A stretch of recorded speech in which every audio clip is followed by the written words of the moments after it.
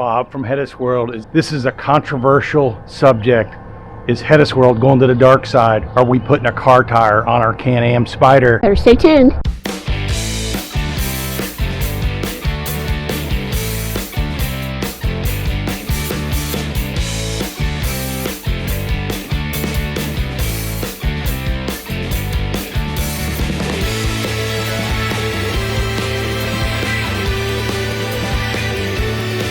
So no, we're not going to the dark side, but we did do some research and we found a different tire made by the same manufacturer that we're going to give a shot. We ride our motorcycle mostly 2-up, wears a tire out in about 11,000 to 12,000 miles. We're about 11,500 miles on this tire we got on right now, and we'll show you the tread here in a second. The Can-Am Spyder, the tire was designed around the Kenda tire for its ability to handle the trike. Years later, Kenda came out with a new tire called the K9 K20 tire, which is aftermarket tire that they designed for this motorcycle. We're going to give this a try and see how the durability is, because we ride 2-up all the time, how the bike handles, because this is a little heavier tread, a little heavier compound.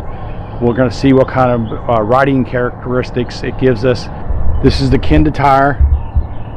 This is the specifications. This is the exact specifications for our Can-Am Spyder. It's a KR20. It's based on a car tire. This tire is recently made. Right there, 1824, so the 18th week of the 24th year. We bought this off Amazon, and it was only $97. So a little cheaper than the factory tire. I think they're right around the $200 mark if you can find them. They're really hard to find. But this tire here is, and I wanted to show you, for special motorcycle use only.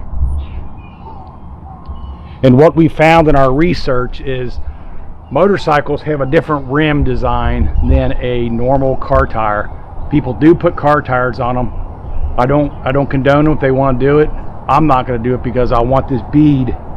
This bead here is designed for a motorcycle rim, and a car tire does not have this type of bead. I'm not saying it's going to give you a problem, but for us, it's all about safety. As you can see in the tread, this still has the wear indicators inside the tread, so it will still let you know when the tire is getting down to its maximum capacity of what it's give out. You can also see it's got an arrow, so it does have rotation. You have to install this in the correct rotation. It's going to get installed here this morning at Mike's Bike Shop here in Livingston, Texas. Right away, I'll give you my thoughts on how this tire seems to handle better than the factory tire. You guys have seen this tire a lot in our rides, just because I like to show it spinning.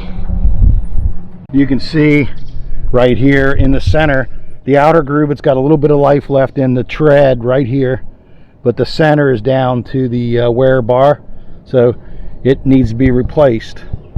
Especially with us riding 2-up all the time, we want to make sure this tire, we don't have a blowout. But once we get it installed, we will give a riding impression on it.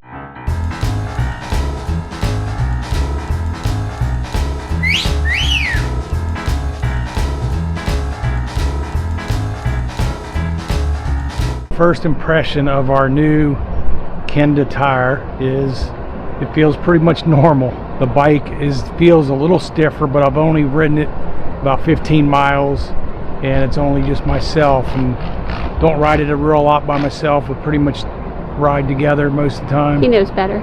Yeah. Felt good. We'll have to give you a long-term impression on the tire once we get some miles on it. So we'll update you as we ride around and get some experience with the new tire. So with it being made by the actual maker of the original tire, being more reasonable, easy to ship, and can be installed anywhere, seems to be a good deal. Yeah, we got it installed for $95, which is a pretty good deal. I mean, last time I think the Can-Am dealer charges $200, I believe, labor. Yeah.